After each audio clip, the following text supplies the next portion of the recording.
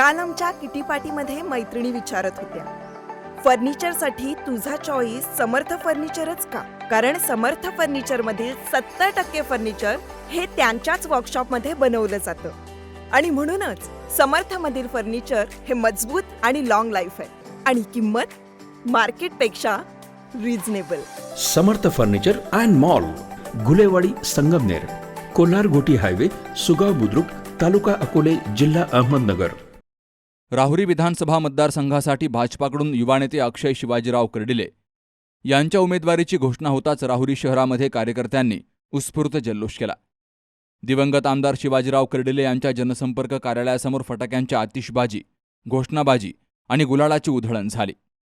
अक्षय कर्डिले यांनी सर्वप्रथम राहुरीतील शिवाजीराव कर्डिले जनसंपर्क कार्यालयाला भेट देत दिवंगत आमदार शिवाजीराव कर्डिले यांच्या प्रतिमेला अभिवादन केलं. त्यानंतर कार्यकर्त्यांशी संवाद साधत भाजपाचे सर्व पदाधिकारी आणि कार्यकर्त्यांचे आभार मानलेत. उमेदवारी जाहीर झाल्यावर अक्षय कर्डिले यांनी राहुरी शहरातील विविध देवस्थानांना भेटी देत आशीर्वाद घेतलाय. त्यांनी शनी मंदिरात शनिदेव आणि राहुकेतूचं दर्शन घेतलंय. त्यानंतर हनुमान मंदिर, सिद्धदेव महाराज मंदिर, माता तुळजाभवानी मंदिर, लक्ष्मी माता मंदिर तसेच आझाद चौकातील मानाच्या गणपतीचं दर्शन घेतलं. यावेळी प्रभू रामचंद्रांच्या प्रतिमेसमोरही त्यांनी नतमस्तक होत आशीर्वाद घेतले आणि अभिवादन केलंय. त्यानंतर राहुरीचं ग्रामदैवत खंडेराया देवस्थानमध्ये दर्शन घेत त्यांनी पुष्पहार अर्पण केला.